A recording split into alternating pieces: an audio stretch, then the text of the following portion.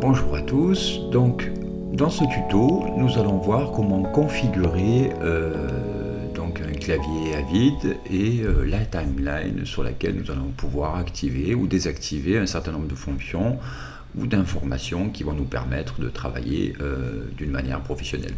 Alors pour commencer évidemment, vous démarrez votre Avid, vous ouvrez votre projet ou vous créez un projet, donc jusque là tout va bien. Ensuite vous allez dans ce petit onglet, donc dans les settings, où évidemment c'est ici qu'on retrouve tous les accès donc pour configurer donc votre projet, la keyboard en l'occurrence, orienter les rushs avec média création, etc. etc. Et ici, comme vous pouvez le remarquer, nous avons keyboard. Donc dans cette version-ci, il y a juste la version anglaise. Mais si vous allez chez des prestataires, vous aurez donc Keyboard English et Keyboard French. Donc il faudra aller sur Keyboard French évidemment. Donc vous cliquez dessus. Ici donc va apparaître immédiatement donc la réplique exacte de votre clavier.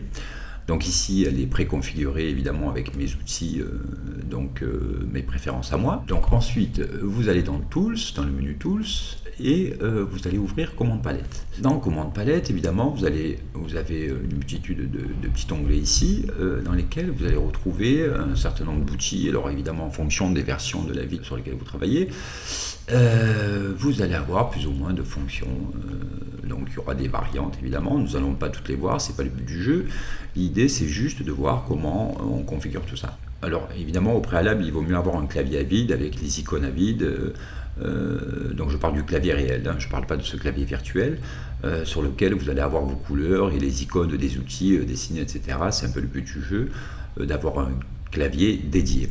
Donc sur ce clavier ici j'ai mis un certain nombre de fonctions. Alors pour pouvoir donc les activer, déplacer, personnaliser, pour faire simple, votre petit clavier, vous allez choisir ici tout simplement les outils que vous voulez. Bon, par exemple je prends la fonction extend et je vais la déplacer directement donc sur le bouton qui m'intéresse. Et ainsi de suite, donc c'est pas très compliqué en vérité. Vous voyez là en l'occurrence c'est les fondus, donc moi je mets les fondus ici je mets le calcul, ici c'est la fonction donc pour effacer les effets, ici c'est un accès direct sur tous les effets de ralenti, d'accéléré, etc. Ensuite ici donc vous avez donc la possibilité, enfin moi en règle générale je ne les utilise pas, mais la possibilité de mettre par exemple vos caméras si vous montez en multicaméra. Donc parmi tous les outils, moi en 3 et 4 je mets ces deux outils donc qui me permettent de couper soit tout ce qu'il y a sur la gauche, soit tout ce qu'il y a sur la droite sur un clip. Donc ça permet évidemment de, au lieu de faire 2-3 manips pour couper un bout de clip, il suffit d'appuyer juste sur ce raccourci et le clip se verra raccourci en une seule manip. Donc ici vous avez le match frame, ici donc je mets un petit marqueur, et en ce qui concerne mes raccourcis, donc je mais les outils segments ici en insert et en mode écrasé, juste à côté du mode de montage insert et du mode montage écrasé. Chacun fait ce qu'il veut, le but du jeu c'est de personnaliser ses outils en fonction de ses bonnes ou mauvaises habitudes et de ses envies. Ce qui va être intéressant, une fois que nous avons effectué, donc fait glisser tous les outils qui nous intéressent sur ce clavier, vous avez la possibilité ici sur la droite de cliquer sur ce petit bouton qui va vous permettre en fait d'activer, vous voyez l'icône de ma souris là, je la fais bouger, à changer.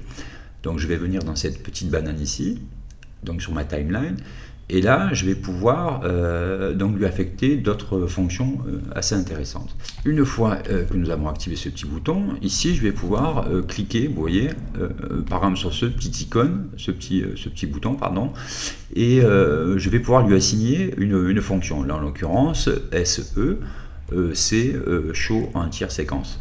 Donc ensuite moi je clique ici et là je fais more détail, et ici c'est less détail. Voilà, donc c'est grosso modo, pour faire simple, pour zoomer ou dézoomer. Ensuite ici, donc ça c'était, oui, je vous l'ai pas dit auparavant, c'est en fait simplement pour entrer dans les pistes Giggle. Donc voilà, une fois que vous avez activé toutes les fonctions que vous voulez, évidemment n'oubliez pas de remettre votre de réactiver le bouton comme ceci, de façon à valider tout ça. Vous refermez vos onglets et votre clavier est configuré. Ensuite, ce qui va être intéressant pour travailler d'une manière confortable et professionnelle, c'est d'activer un certain nombre de fonctions. Pour faire simple, moi les fonctions que j'utilise, donc évidemment il y a dupe détection, ça vous permet en fait d'afficher sur votre timeline une fois que vous avez un montage. Je vais vous ouvrir quelque chose histoire de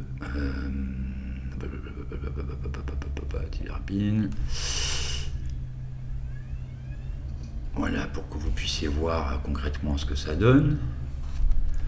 Donc imaginons, voilà, je prends ce rush, je fais un match frame, je fais un in et un out, et je vais venir ici, admettons, le monter juste après.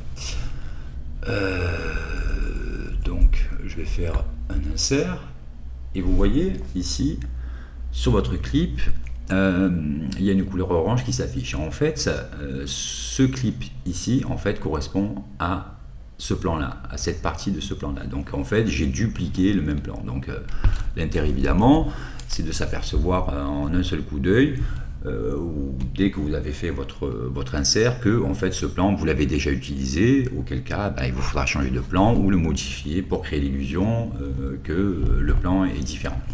Donc ça c'est un outil, je veux dire, un peu incontournable, on va dire.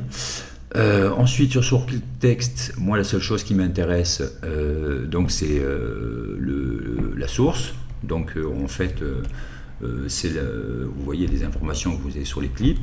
Vous avez la possibilité donc de les modifier et de mettre ce que vous voulez. Et donc c'est ici que ça va se passer, donc clip texte, et vous pouvez choisir un certain nombre d'informations. Bon voilà. Moi personnellement, la seule chose qui m'intéresse, c'est le nom du clip. Donc ensuite, sur color correction, clip color, pardon, excusez-moi. Donc là, comment dirais-je, on a la possibilité donc d'afficher les clips avec des couleurs. Moi la seule chose qui m'intéresse, c'est de savoir si le clip est offline. Donc évidemment si admettons ce clip ici est offline, et il va s'afficher en rouge. Et ce qui m'intéresse également, c'est la source, c'est-à-dire qu'en fonction de ce que je vais la couleur que je vais choisir, je vais vous donner un exemple. Je vais ici mettre une couleur jaune, et vous voyez sur votre timeline aussitôt vos clips ont une couleur qui correspond au clip original. Donc il y a plusieurs il y a plusieurs intérêts à cela. Par exemple, on pourrait imaginer que je ne sais pas, si vous travaillez sur un documentaire, vous avez, admettons, un bin de rush par journée, donc le J1, admettons, vous pouvez le mettre en jaune, le J2 en rouge, etc. etc. Notre exemple, vous pouvez par exemple mettre tous les interviews en vert et tout ce qui est live, scène d'illustration, enfin plan d'illustration, etc., d'une couleur rouge ou peu importe. Et quand vous allez afficher votre timeline comme ça avec votre vision globale, vous allez vous apercevoir de suite que vous avez une partie, admettons ici, avec plein de de scènes live, etc. Et puis ensuite vous avez des interviews, etc. Et vous allez pouvoir en fait avoir une vision globale en fait de la structure de votre séquence ou de votre film entier. Et ça va vous permettre également du coup de voir si la structure est équilibrée, si il y a beaucoup trop d'interviews, ou s'ils sont trop longs, ou s'il y a une disparité, etc., etc. Bon, après chacun fait ce qu'il veut. Voilà, c'est une des fonctions et des intérêts d'afficher et de jouer avec les couleurs. Et puis ensuite, vous avez la possibilité, en utilisant Les raccourcis de clavier. Donc si je fais pomme Q, je vais réduire ma timeline. Si je fais pomme L, je vais... excusez-moi. Il y a un petit souci, ça rame un petit peu. Je vais avoir la possibilité d'élargir ou de rétrécir donc mes pistes. Alors en fonction évidemment de ce que je vais cocher, en l'occurrence je vais venir ici, je vais lui dire admettons toutes les pistes audio, tu vas me les élargir, donc voilà.